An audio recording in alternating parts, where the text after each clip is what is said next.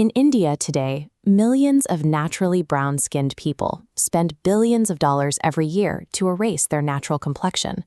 This pharmacy shelf shows the reach of the industry. These products promise to alter the user's complexion in a matter of days, and they are found in almost every local market. But 2,000 years ago, the cultural standard was different. In ancient India, dark skin was often described as a mark of the divine. This modern stigma suggests that long-standing cultural standards were replaced over time. To find the source of this shift, we have to look back at an era where color was not a marker of status. When early European travelers arrived in India, they noted a cultural landscape that valued deep complexions. In the 13th century, Marco Polo observed the people of southern India, writing that, "The darkest man here is the most highly esteemed." Foundational Sanskrit literature reinforces these accounts. The works of the poet Kalidasa and the erotic treatise, the Kamasutra, celebrate a glistening dark complexion as a standard of human beauty.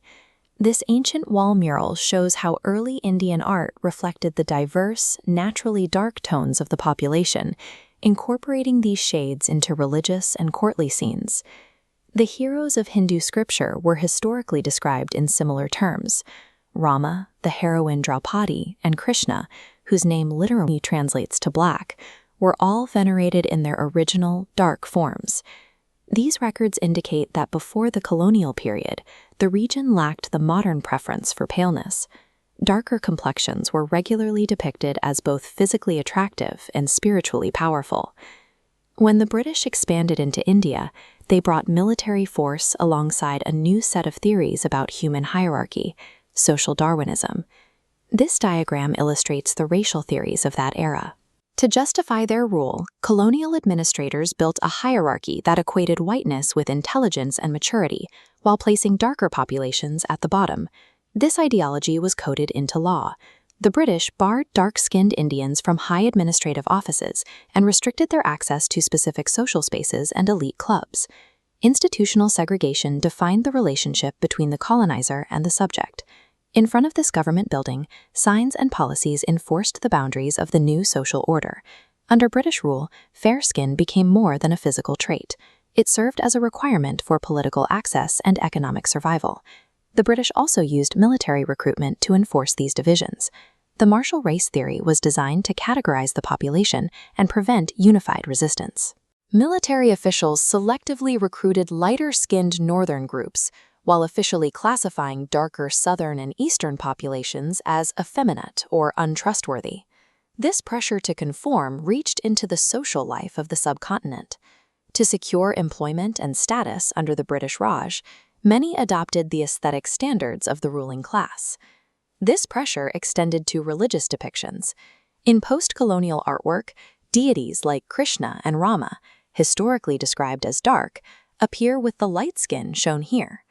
By the mid-20th century, institutional pressure had altered how Indians viewed their own history. The visual identity of the gods was modified to reflect the standards of the colonial administration. While British officials officially left in 1947, the social hierarchy they established remained a part of the cultural landscape. Multinational corporations eventually stepped into this space. They used the existing cultural bias to market skin-whitening products to a public already conditioned to value lightness. Modern marketing often links dark skin to social or professional failure. Commercials suggest that bleaching your skin is a necessary step towards career success or a stable marriage. The preference for fairness remains central to social structures today. These matrimonial advertisements often list light skin as a primary requirement for marriage. This system acts as a financial drain on the population. It converts historical social pressures into a continuous source of corporate revenue. Today, the industry has expanded into increasingly specific markets, including products designed to lighten women's underarms and intimate areas. Modern media continues to spotlight light-skinned actors as the primary icons of beauty, as seen in these red carpet appearances. But historical evidence suggests these standards were imported.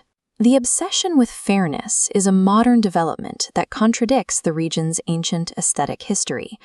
Reclaiming the concept of Shyama means looking back to a period when dark skin was celebrated as a standard of beauty. Moving away from the fairness industry reverses a century of imported bias. It returns the ancient appreciation for natural skin tones to the center of Indian identity.